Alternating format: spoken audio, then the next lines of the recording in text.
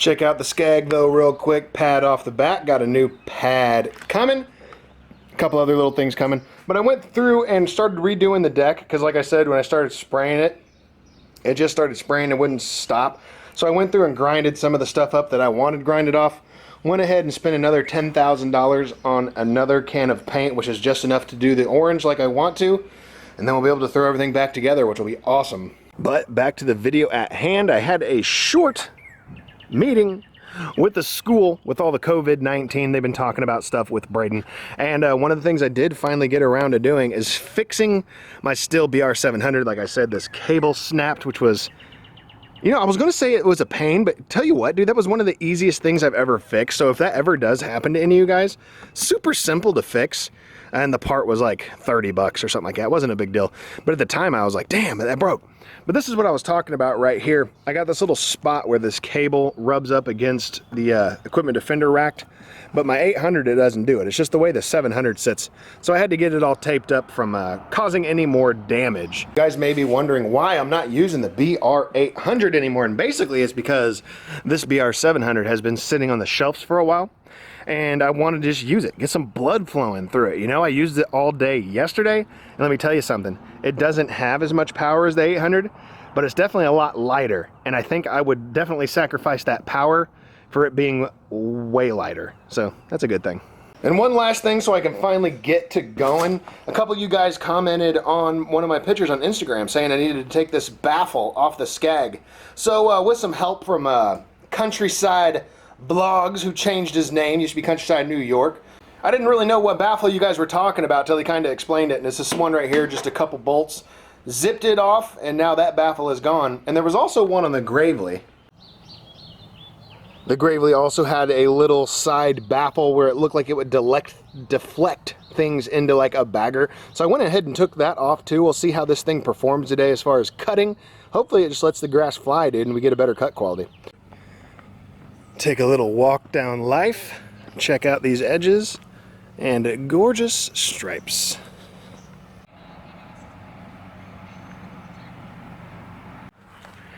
I'll tell you what, guys and girls, today is a fantastic day. Beautiful, beautiful weather. I would much rather be out fishing, but it is what it is. Nothing wrong with laying some stripes, you know? Well, let's keep this old train a-moving. It says it is 68 degrees outside, which is fantastic. It feels so good, man. The machines are cutting good. The grass looks amazing out here. Everything's popping, man. It is spring. I know the corona stuff is still going on, but the world is still a beautiful place, man.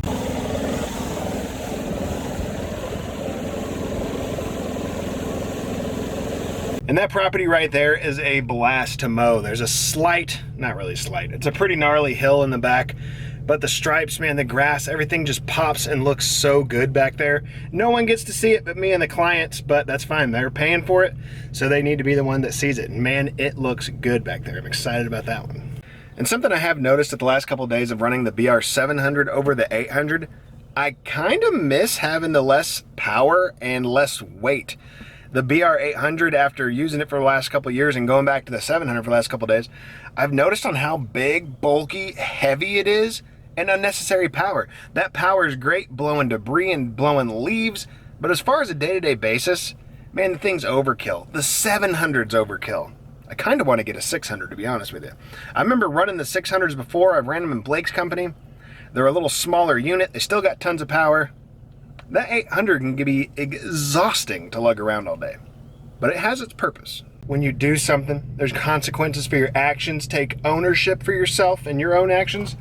Right now, I'm about to make a horrible decision that I know I'm going to pay for it later, but said decision, I already know what the consequences are.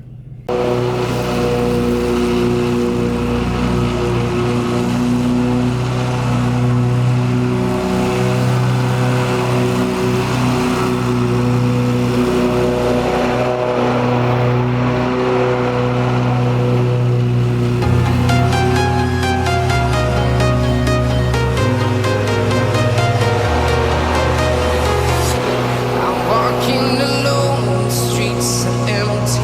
The only thing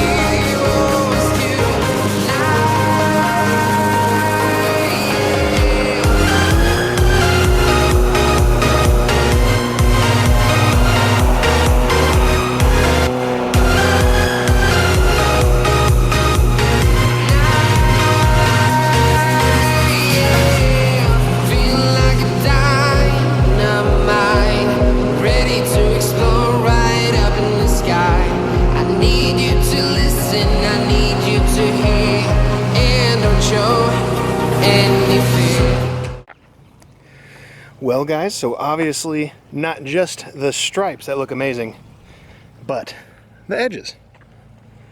I think the edges really pop off the shard. They look killer. So that last yard that I just did was kind of the epitome of what I was trying to explain in the last video I uploaded, when I was talking about you still get to be creative doing lawn maintenance. You're taking something and turning it into something else. That yard, when I'm done with it, I love the way it looks. The grass is in such amazing shape. The stripes just lay down so hardcore. And for all you guys that say the Graveleys don't cut and stripe the best, you're out of your mind, man. The machines do great. I don't know what your deal is. Maybe you've never ran one before. Couldn't tell you.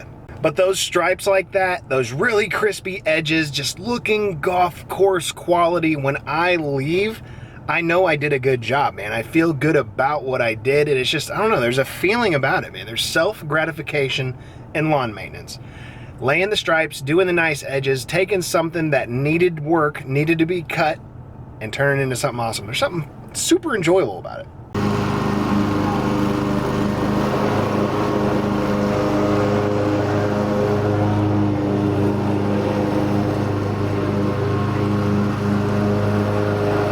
Well guys, I'm pretty tired. I got 3 more to do. It is 6 p.m. No worries, they will get done fast because they're all right here. I want to give a shout out to B&B Lawn Care's mowing crew for stopping and talking to me for like 45 minutes and killing 45 minutes of my day. If a guy comes up to me and starts talking guns, I'm gonna talk guns all day. An hour wasted.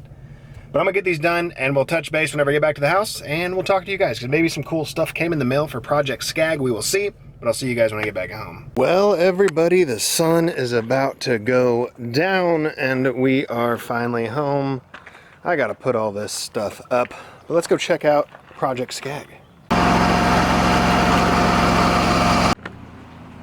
Well, nothing too cool for Project Skag, just the front anti-scalps. I got brand new anti-scalps for the front, and they are going to stay here because obviously, yeah, these are done with because they looked like that at one point. But yeah guys, that's about it. Just waiting on some more parts to come in from the Skag so I can finish the Skag off. For now, I got to get all this stuff off the trailer where it needs to go in the garage so I can take a shower, go to bed, and maybe do it again tomorrow. It's supposed to rain, who knows, we'll play it by ear.